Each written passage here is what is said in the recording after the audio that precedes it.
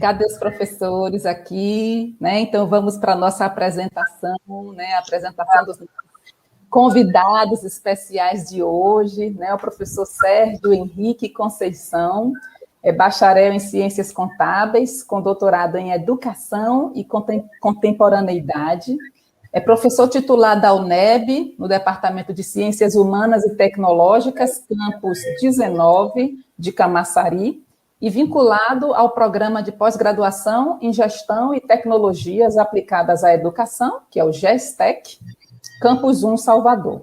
É líder do grupo de pesquisa Educação, Federalismo e Controle Social, atua no ensino, pesquisa e extensão no campo da educação fiscal, controle social, financiamento, oferta e gestão nos sistemas públicos de educação. Seja bem-vindo, professor. Seja bem-vindo do lado de cá, né? Boa noite a todos e todas. Primeira vez do lado de cá, do lado de lá toda semana. Isso mesmo.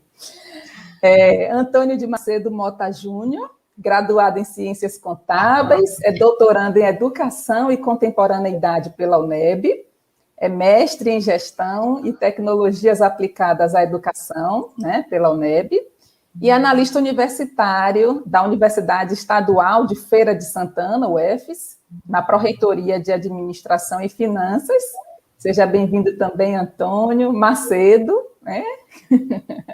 Isso aí. Seja muito bem-vindo aqui também conosco, do lado de cá, né, também. E a professora Nádia Arge Fialho, que é doutora e pós-doutora em Educação, professora titular plena aposentada da UNEB e da pós-graduação, também do GESTEC e do PPG Educ. Seja bem-vinda mais uma vez, professora Nádia, que é com muito carinho de verdade que te recebo e te receberei sempre que quiser, né? Como a gente já conversou algumas vezes, não é isso mesmo? Olá, gente. Boa noite a todos e a todas que estão acompanhando a gente aqui. Não sei se eu vou conseguir falar tão bem como o professor Sérgio e a professora Nádia. Agradeço a Josi aí o convite para participar da live. Muito feliz aqui de estar dividindo esse momento com meus orientadores, né? Muito feliz. Eu vou fazer minha fala em cima de uma pesquisa, da minha pesquisa do mestrado de 2015, né? Claro que atualizada com alguns dados, e também tem dados de um artigo que tá no forno aí para poder sair sobre o financiamento da educação superior, então eu vou falar um pouco sobre isso. Deixa eu...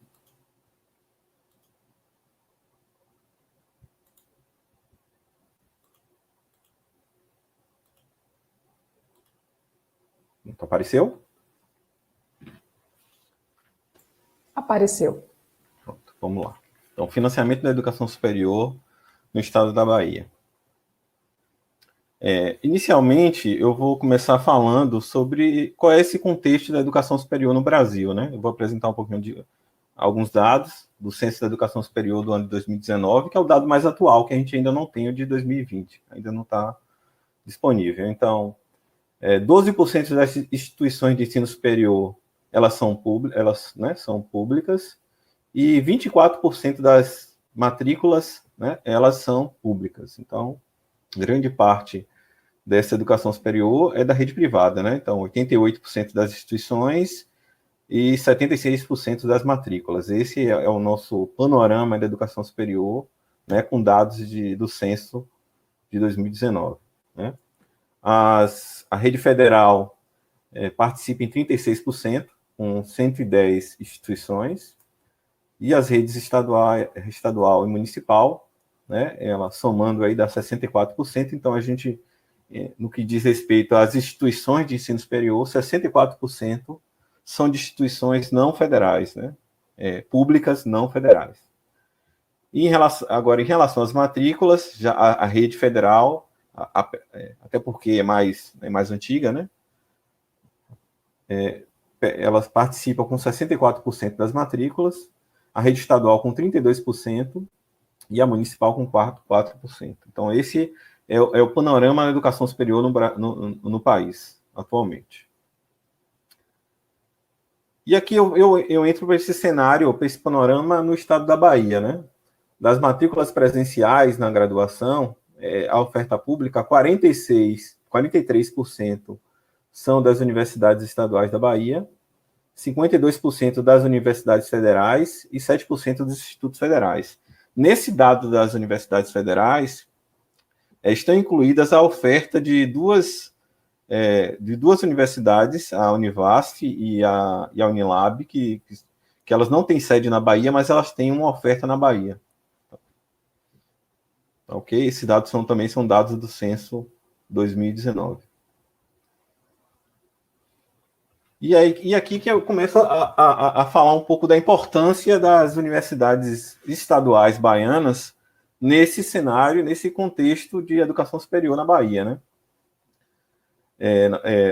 Essa primeira coluna são as matrículas presenciais da UFBA, 34.637, 2.180 do IFBA e o NEB, 4.961. Isso são dados das matrículas presenciais na capital, né? Aqui em Salvador. Já no interior, as estaduais elas se destacam, né? Com 38.432 matriculados, né? Então, 60% das matrículas públicas presenciais no interior da Bahia são das universidades estaduais, então a importância dessas universidades, né? Para essa questão da interiorização da educação superior, né? E as universidades federais têm 20.340 matrículas e os institutos 5.659. Né? Então, só nesse dado aí de 2019, a gente percebe uma grande importância da presença das universidades estaduais, que é essa questão da interiorização. Né? E agora, falando um pouco do cenário atual e desse contexto atual, tanto no campo da educação superior e no campo do financiamento, é preciso falar que desde da sua criação, a professora Nádia, inclusive, já falou sobre isso na live anterior, né? Que a criação dessas universidades, elas foram criadas com uma iniciativa estratégica de interiorizar essa educação superior. Então, elas têm essa importância, elas foram criadas na década de 70 para cá, e elas tiveram uma atuação isolada, né? Até a criação do UFRB e da Univasf, né? Elas tiveram essa atuação isolada no interior da Bahia. Então, isso é um aspecto que é muito importante falar, que desde a criação, desde 70, a criação da UFES, né? Da criação da UESB, da UNEB, de 91, da UESC, então elas têm essa presença, essa atuação isolada no interior, né? Que a Bahia limitava-se somente à UFBA, com a atuação da UFBA em Salvador e com o curso de agronomia em Cruz das Almas. Então, aí a partir da criação da UFRB, que começa uma atuação federal na Bahia, no interior, né? E agora, nos últimos anos, com a criação dessas 4 universidades, né, federais, que aumentou essa atuação federal, mas antes disso, as UEBAs, elas têm essa sua importância pela questão da interiorização, né, e essa atuação isolada. Né. É preciso repetir uma questão que o professor Sérgio falou sobre a não vinculação constitucional que não existe na Bahia, né? Não existe uma vinculação constitucional. Então, o texto constitucional baiano ele não trata do financiamento. Por outro lado, ele traz um aspecto importante que a professora Nádia sempre fala, né, nas apresentações delas, que é a questão da manutenção integral pelo Estado. A Constituição traz no texto que essa manutenção a manutenção dessas universidades, dessas instituições de educação superior na Bahia, elas devem ser mantidas integralmente pelo Estado, né? E isso, normativamente, pode parecer uma certa, né? Pode apresentar uma certa limitação. No aspecto do financiamento, isso eu vou falar agora na questão na prática, né? O governo do Estado tem aplicado uma alocação de recursos em torno de 5% da receita de impostos líquida. Aí é preciso esclarecer o que significa essa receita de impostos, né? É a arrecadação de tributos do Estado, né? os tributos que cabem ao Estado, né? Mais o que a União passa para o Estado relativo ao fundo de participação do Estado, dos Estados, né? E retirando os recursos que são repassados aos municípios. Então, quando a gente fala de receita de impostos líquida, é porque desse valor são retirados os recursos que são passados pelo Estado para os municípios, né? Então, nos últimos anos, tem se aplicado esse percentual de 5%. Em relação à política de financiamento, aí é um dos aspectos que eu abordei na minha pesquisa do mestrado, e a gente chamou de não política, né? A gente traz os autores Bachrach e Baratz, que eles têm um texto que é da década de 60, e eles trazem esse conceito da política pública como não política, como o não fazer, a não decisão, como uma política pública, né? Então, assim, não está escrito em nenhum instrumento normativo essa questão da alocação de recursos, como vai ser essa alocação de recursos, qual é o percentual que o Estado, que o governo do Estado precisa repassar para as universidades. Então, não existe nenhum instrumento normativo, nem na Constituição, e nenhum outro instrumento que traga esse aspecto, né? E a gente pesquisou, inclusive em outros estados, existe essa subvinculação. A Constituição traz uma subvinculação de recursos para a educação e para a educação superior, especificamente. No caso das universidades paulistas, o instrumento que eles utilizam é a LDO. Então, anualmente, a LDO trata dessa questão, daquele percentual de 9, alguma coisa para as universidades estaduais paulistas, né? E esses recursos, essa alocação de recursos, a pesquisa da professora Marta Miranda, de 2013, ela trazia em um dos seus resultados que essa alocação de recursos ela carecia de transparência, divulgação e acessibilidade. Esses foram alguns dos resultados da pesquisa dela, e a gente consegue comprovar isso, que realmente, né, a gente não tem isso, não está estruturado em nenhum instrumento normativo, não aparece em nenhum lugar. Então, falta essa transparência, essa divulgação, essa acessibilidade a essa alocação, como é distribuído esses recursos. Não está dito em lugar nenhum que vai ser 5%, que isso pode aumentar. A qualquer momento, o governo do Estado pode decidir não alocar 5% e alocar um valor menor, né? Isso acaba ficando a cargo do secretário do Estado de Educação. Então, isso é uma grande limitação para o nosso financiamento, né? E nós estamos num cenário que é um cenário desafiador, que é um cenário de insuficiência de recursos, né? As administrações das universidades têm, já há algum tempo, têm falado sobre isso, têm criticado, têm soltado notas públicas, né, falando sobre essa insuficiência de recursos. O movimento docente tem feito greves, né, tem falado sobre isso intensamente, sobre essa insuficiência de recursos, e mais para frente eu vou mostrar um pouco o porquê que isso acontece, como é que está distribuída essa questão dessa insuficiência de recursos, né? É um cenário também que as universidades estaduais enfrentam de limitações financeiras, e aí quando eu falo limitações financeiras, eu estou falando de contingenciamentos de cotas de concessão. Para que aconteça uma despesa pública é necessário se ter um empenho, né? É necessário um empenho prévio, e para se ter esse empenho prévio é preciso ter uma cota, né? Uma cota de concessão. Essa cota de concessão, ela é o orçamento do Estado, que é dividido em 12 parcelas, né? Então, a cada mês, esse orçamento vai ser repassado uma cota desse orçamento, e o Estado, o que é que tem feito? Ela tem contingenciado percentuais dessa cota. Então, a cada mês, ela em vez de passar esse valor completo, esse 1/12 completo, ela está contingenciando 30% desse valor. Então, assim, isso causa prejuízos à universidade. A universidade ela não consegue empenhar todas as despesas, principalmente despesas fixas, terceirizados, né? Despesas com a manutenção, a própria manutenção da universidade, ela não consegue empenhar todas as despesas que são necessárias empenhar em determinado mês, porque não tem o recurso 100% repassado. Então, essa é uma das grandes limitações financeiras, né? Além de atrasos na liberação de pagamentos, além da questão do orçamento que para o custeio e para os investimentos que ele é reduzido, né? Acontece muito. Eu vou mostrar no gráfico mais à frente. Tem um orçamento do Estado, o orçamento da universidade que ele precisa repassar anualmente, e esse orçamento ele é dividido, né, em pessoal, em custeio e em investimentos.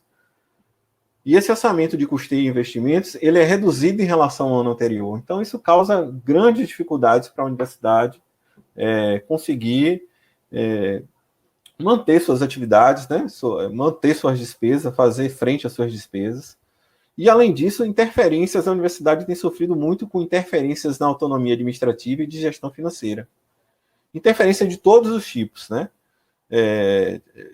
A necessidade de fazer uma determinada compra e tem que passar por aprovação da SAEB, né? E essa questão das concessões que não são passadas como devem ser, né? Na sua totalidade. Então, são interferências que ocorrem na autonomia da autarquia, né, que são de todos os tipos. Então, a universidade ela só tem autonomia mesmo pedagógica e acadêmica, porque a autonomia administrativa e de gestão financeira é muito limitada. Então, esse é o cenário que as universidades estaduais da Bahia elas têm enfrentado já há algum tempo, há alguns anos, e que, por incrível que pareça, é um cenário que de 2016 para cá as universidades federais também estão enfrentando, né, de limitação de recursos, de contingenciamento nas verbas, né, e contingenciamento, inclusive, até de orçamento, né. Então, assim, as universidades federais agora estão se juntando a essa nossa luta por maiores recursos para a educação pública, né, porque elas, de 2016 para cá, elas têm enfrentado essas limitações e esses contingenciamentos nos recursos. E uma outra questão é que os recursos da educação superior são os mesmos recursos da educação básica. Então, fica nessa queda de braço, né, do estica e puxa dos recursos, né? São os mesmos recursos vinculados. Então, eu trago aqui nesse gráfico de 2015 até 2019, o amarelinho são os recursos que foram alocados para as universidades estaduais e o laranja para as demais, né, para a educação básica, né, para as demais unidades da SEC, da Secretaria de Educação. Então, para os recursos basicamente da educação básica e da educação profissional, educação de jovens e adultos, os recursos, né, da educação que são de responsabilidade da Secretaria de Educação. Então, fica nessa guerra de braços, são os mesmos recursos. Basicamente, dos 25% que são alocados para a educação, que o Estado deve alocar no mínimo para a educação e que acaba servindo como teto, né? 20% fica para a educação básica e em torno de 5% para a educação superior. E sempre que há suplementações, né, aumenta esse valor da educação superior, acaba diminuindo os recursos da educação básica. Então, é preciso falar que são os mesmos recursos vinculados. Né? Aqui eu entro na parte do financiamento em si, trago a distribuição dos percentuais de orçamento para cada universidade. Essa distribuição, desde 2009 que ela tem acontecido dessa forma. Agora, em 2020, salvo engano, houve uma mudança entre a UFES e a UESB, né? De 22 para 21, elas trocaram esses percentuais por conta de um crescimento na folha de pessoal que houve da UESB. A gente tem pesquisado esses dados até o ano de 2019, até porque esse ano de 2020, né, os dados são mais recentes, mas a gente tem percebido essa mudança a partir de 2020, né, a UFES e a UESB, elas trocaram esse percentual de orçamento, né? Então, a UFES com 22%, a UESB com 21%, e teve essa troca agora a partir de 2020, a UNEB com 39% e a UESC com 18%. Essa é a distribuição da alocação de recursos. No ano de 2019, esses recursos totalizaram 1.433.928.000. É muito, né? Parece ser muito, mas são recursos que são insuficientes. E eu vou explicar um pouco por que esses recursos acabam sendo insuficientes. E a título comparativo, eu trago o orçamento da UFBA, também do ano de 2019, com recursos do Tesouro Federal, né? Esse orçamento em 2019 foi de 1 bilhão e 700. Então, o orçamento da UFBA em 2019 foi maior do que o orçamento das 4 universidades estaduais. Então, só para a gente ter uma ideia, né, um comparativo. E agora, a UFBA, as universidades federais, ela tem uma especificidade que no orçamento dela a folha de pessoal compõe também os recursos dos inativos, né, e dos pensionistas. Então, é preciso tirar esse valor para poder fazer esse comparativo, tirar o valor dos inativos e dos pensionistas. E aí o orçamento total da UFBA, retirando os inativos e os pensionistas, no ano de 2009 ficou em torno de 1 bilhão 156 milhões, né? Isso dá em torno de 80,65% do orçamento para as 4 universidades estaduais da Bahia. Esse é um dado comparativo importante. Eu não sei se eu vou conseguir fazer provocações como o professor Sérgio fez, interessantes, né? Para a gente poder refletir, mas eu vou apresentar os dados do financiamento. E aqui eu trago uma das questões que a gente abordou na pesquisa e a gente tem abordado nas falas, né, sobre uma das limitações, né, e dificuldades financeiras que as universidades estaduais da Bahia elas têm enfrentado.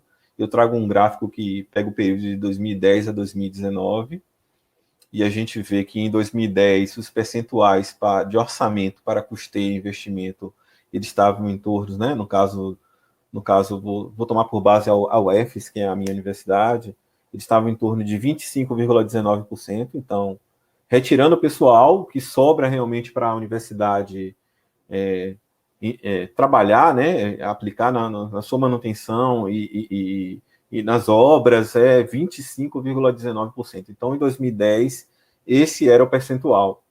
E esse percentual ele tem um viés aqui de baixa, né? Ele tem diminuído a cada ano. Houve um crescimento em 2011 e depois disso ele foi caindo a cada ano. Então, às vezes, no discurso do governo do estado, ele sempre fala: mas o orçamento das universidades não diminuiu. Ele realmente não, no total, ele não tem diminuído. A cada ano ele tem um incremento, mas esse incremento ele fica para as despesas de pessoal. Ele basicamente ele é alocado para o crescimento vegetativo da folha de pessoal, né? E as despesas e o orçamento, né? Os recursos que ficam para o custeio, a manutenção e para os investimentos das universidades, eles têm diminuído a partir de 2011. No caso da UFES, que é o azulzinho, né? Ele caiu em 2012, subiu um pouco em 2013, cai em 2014, cai em 2015, cai em 2016, né? Então ele reduziu de um ano para o outro, né? Isso é uma grande limitação, porque os contratos eles têm aditivos a cada ano, né? Tem a questão da própria inflação, né? As despesas elas só aumentam, né? O custeio da universidade ela só aumenta à medida que você acaba construindo salas de aula, acaba construindo novas estruturas para a UFES, aumenta também a manutenção. Então, a manutenção de uma universidade ela vai ser sempre crescente, e os recursos, por outro lado, eles estão diminuindo, né? Então, aqui, em 2019, no caso da UFES, está em torno de 24,90%, que é um percentual menor do que o percentual de 2010. Então, as universidades, nesses últimos 10 anos, elas têm sofrido com essa redução nos recursos para custeio e investimento, e isso é um grande problema, é uma das grandes questões que tem causado a precarização das atividades, né? O sucateamento da infraestrutura das universidades, que são universidades que são recentes, elas são as universidades que não estão ainda consolidadas, né? Que elas ainda precisam de infraestrutura. Ainda há aquela reclamação que está faltando ar-condicionado em determinada sala, né? Então, assim, são universidades que elas ainda não estão consolidadas, elas não têm uma infraestrutura consolidada. Falta equipamentos, né? Falta material para trabalhar nos laboratórios. Então, essas são universidades que elas ainda não são consolidadas e elas têm sido sucateadas, né? Têm sido precarizadas com a redução desses investimentos, né? Desses recursos, principalmente para custeio investimentos. Então, por aqui a gente percebe que em torno de 80%, né? De 75% a 80% do orçamento é para pessoal, né? Que realmente é a base do ensino, são os professores, são os servidores, né? Então, basicamente, a maior parte dos recursos que são alocados para a universidade é para pessoal e fica muito pouco e pouquíssimo para investir, né? Para os investimentos, para as obras, para a aquisição de materiais de equipamentos, então sobra pouquíssimo. Esse é o cenário das universidades estaduais nesses 10 anos, aí, nesses últimos 10 anos. E aqui a gente fala dos problemas, mas também propor soluções, né? As pesquisas são para isso, né? Vamos tentar também propor soluções e vamos reiniciar um debate que começou em 96, na mesma época da emenda constitucional do Fundef, que é a questão do financiamento, né? De um fundo também de manutenção e desenvolvimento para a educação superior, né? Esse debate começa lá em 96 e a gente tem pesquisado sobre isso. Na nossa pesquisa, a gente contou um texto de 2010 do professor Saviani, que também fala desse fundo, inclusive a gente teve que citar ele, porque a gente estava falando também desse fundo lá, mas a gente encontra esse texto do professor Saviani que fala desse fundo, dessa sugestão de criação de um fundo de manutenção e desenvolvimento para a educação superior, e aí, nesse caso, seria tanto para as universidades federais, para as estaduais e para as municipais, né? Fazendo valer essa função supletiva da União, que está prevista na Constituição, né? A partir desse regime de colaboração que já existe para a educação básica. Então, assim, a sugestão é de iniciar esse debate, né, da criação de um fundo de financiamento da educação superior, que contenha recursos federais da União, né, e que seja também composto por recursos dos estados, né, para a educação superior como um todo, e que faça valer esse sistema nacional de educação superior, que ele existe no papel, mas ele não está efetivado, né? O sistema nacional de educação superior que existe na Constituição, ele cita somente o sistema federal, né, as instituições federais, e no caso da avaliação e da regulação, para as instituições federais e para as instituições privadas, né? No caso da avaliação e regulação das estaduais, quem regula é o Conselho Estadual de Educação.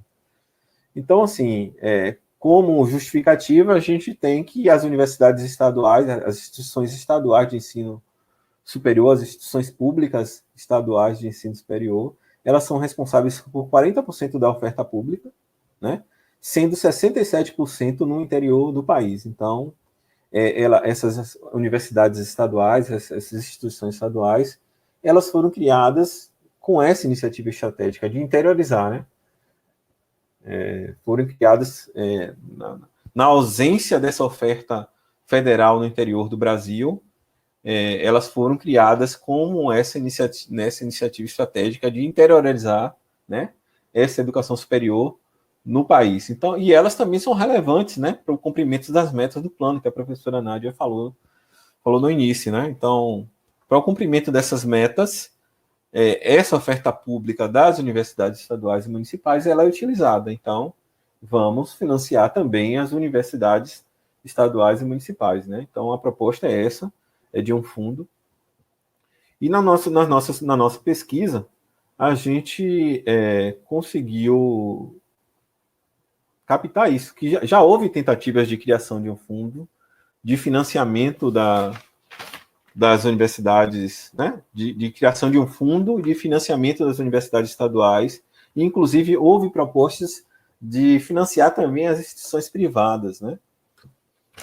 Essa primeira proposta de emenda constitucional 370 de 96, ela foi incluído um substitutivo que tratava de um fundo formado por 75% dos recursos vinculados à educação para as IFES. Essa proposta ela aconteceu em 96 e ela tramitou por alguns anos, ela foi apensada a outros projetos de lei, né? E ela está parada numa dessas comissões temporárias, né, das mesas diretoras da Câmara, né? Ela está parada lá, pensada em outro projeto de lei e não anda. O projeto de lei 7.200 era um projeto que estabelecia normas gerais da educação superior e um dos artigos falava sobre a União participar do financiamento das instituições estaduais e municipais mediante convênios e consórcios públicos.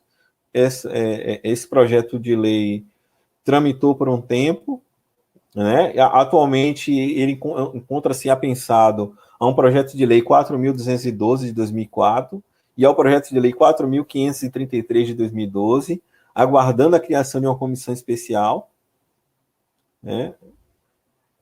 Ele também está apensado a outros projetos de lei e essa coisa fica sendo discutida lá na Câmara, no Senado, na Câmara, no Senado e não sai do lugar. O projeto de lei 202 de 2007, ele tratava do artigo 209 da LDB e para autorizar a União a participar supletivamente do financiamento das instituições estaduais e daquelas mantidas pelos municípios que oferecem cursos gratuitos. Ele tramitou até 2009, foi rejeitado na Comissão de Educação e encontra-se arquivado.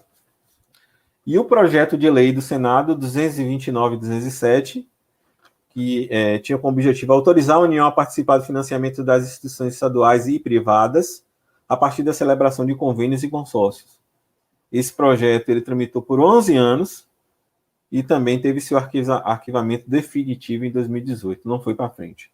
Além disso, existiu uma proposta da ABRUEM, que começou a tramitar como uma frente parlamentar, a ABRUEM, que é a Associação Brasileira dos Reitores das Universidades Estaduais e Municipais. Ela criou uma frente parlamentar e ela tinha uma proposta que iniciou em 2013, tramitou muito em 2014, até 2015 a gente ainda falava sobre isso, que era uma proposta da União financiar com um percentual de 10% por aluno ao ano, né, por ano, com base no valor que era destinado lá naquela época para as instituições federais, que esse valor era em torno de R$2.000, né, por aluno por ano, e essa proposta tramitou um tempo, foi falada um tempo, mas não foi para frente. Então, assim, já houve tentativas de criação de um fundo, e a proposta é essa, de reiniciar esse debate, inclusive para os movimentos docente, de técnico,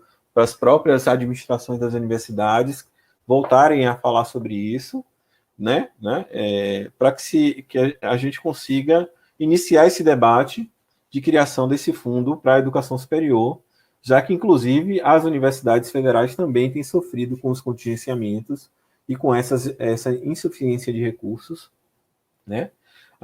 Essa semana, a Universidade Federal do Rio de Janeiro anunciou que os recursos para manter a universidade, eles só eram suficientes até setembro. Eu fui assessor de orçamento da UFES de 2013 a 2015, e a gente chegou a passar por isso, de discutir que os recursos do orçamento não seriam suficientes para manter a universidade funcionando até o final do ano, justamente por esses contingenciamentos de verbas, e até o orçamento para custeio e investimento não atender a previsão de orçamento necessária para manter a universidade aberta até o final do ano. E o que a universidade faz é cortar na pele, né? Ela vai cortando, deixando de ofertar diárias para o professor e o servidor participar de eventos, de liberar passagens, né? Deixando de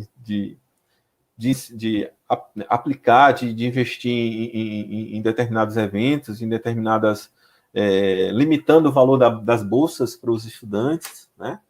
O valor na UFES mesmo é um valor que já há algum tempo ele não foi reajustado, né? E a dificuldade agora é grande também por conta da questão da assistência e permanência estudantil, né? As universidades elas têm criado o sistema de cotas, né, para atender as classes, os estudantes de classes que historicamente, né, desfavorecidas, né, que nunca tiveram acesso ao ensino superior, e nesses últimos anos as universidades elas têm criado esses sistemas de cotas e é preciso garantir essa assistência e permanência para os estudantes. Então, esses recursos que são reduzidos para o custeio e investimento, as universidades também aplicam na assistência e na permanência dos estudantes, né?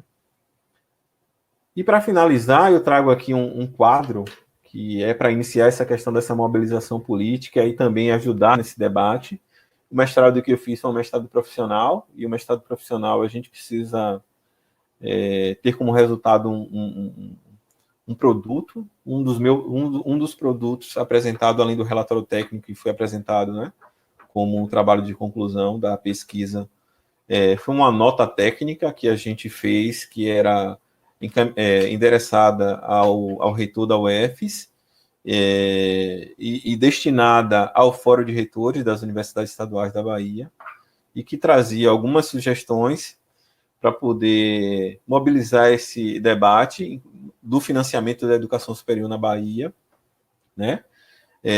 Da necessidade de institucionalização desse financiamento, né?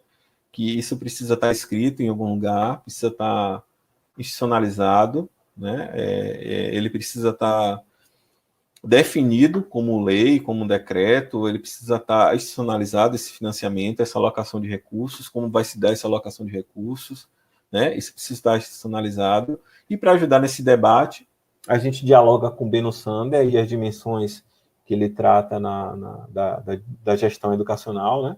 As dimensões pedagógica, política e econômica, e a gente traz como dimensões correlacionadas no estudo a oferta de atividades universitárias, né?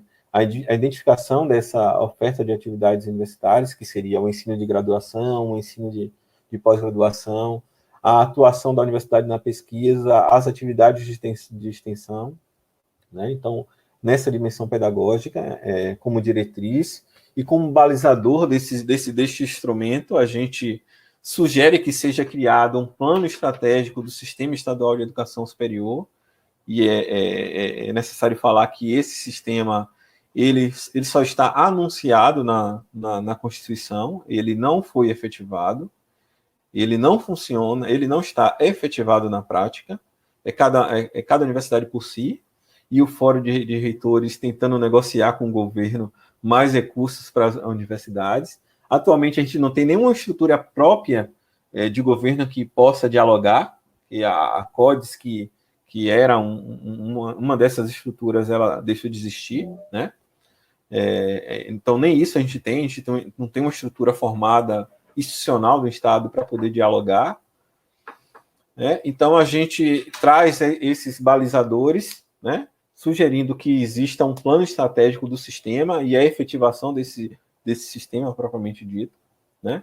E para balizar esse plano estratégico, as metas do plano nacional, as metas do plano estadual, que a professora Nádia já falou anteriormente, elas precisam ser revisadas, porque elas já estão atendidas, elas já iniciaram em 2016 praticamente atendidas, porque elas tiveram metas subdimensionadas, né? Os próprios dados do Censo da Educação Superior, as estratégias, metas, objetivos, né, dos planos de desenvolvimento institucional de cada universidade, o governo precisa estar atento a esses planos, o que cada universidade pretende alcançar, né, e o que tem feito a cada ano, né? E dialogando também com o Plano Estadual de Ciência, Tecnologia e Inovação, porque as universidades elas são estratégicas nesse desenvolvimento, né, de ciência, tecnologia e inovação do Estado. Numa dimensão política, a gente traz a questão da da pressão de remuneração, da qualificação do corpo docente, o quão necessária, né, para a qualidade, né, das atividades acadêmicas, das atividades acadêmicas das universidades. Então, a gente traz como balizador essa previsão de titulação, além claro, dos reajustes da folha, né, da necessidade de reajuste, e a movimentação docente. A gente traz também, nessa dimensão política, a previsão de titulação e movimentação dos técnicos e do reajuste, claro, das folhas dos técnicos. E a gente traz também, nessa dimensão política, essa oferta da política de assistência estudantil tão necessária para poder atender principalmente essa política de cotas que as universidades, né, implementaram, né, para atender esse público que estava alijado, né, da educação superior, né, e as políticas de cotas, no caso da UFES, ela é bem ampla, ela tem cota para afrodescendentes, né, são cotas que são sociais, que são, precisa ter pelo menos 4 anos, né, das séries do ensino básico, né,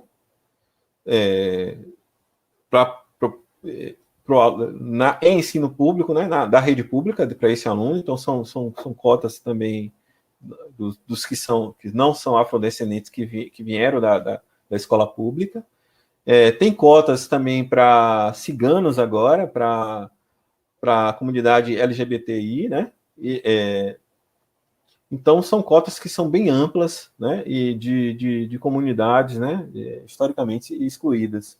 Então, para atender toda essa política de assistência estudantil, a gente precisa também ter um plano estadual de ações sociais. Então, a gente, dentro desse plano estratégico do sistema, é necessário dialogar e ter também um plano de ações sociais para atender a assistência e permanência estudantil.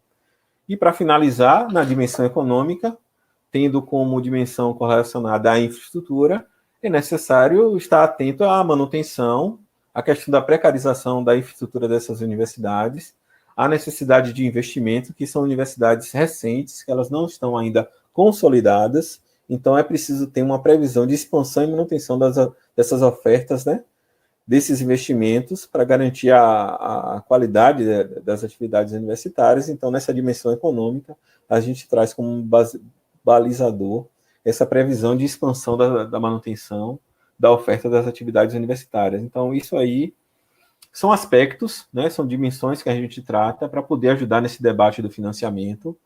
E eu finalizo aqui são algumas das referências que eu utilizei na apresentação, e eu finalizo aqui e agradeço o convite, e espero ter sido claro aí na minha fala. Nós que agradecemos. Professora Nádia, por favor.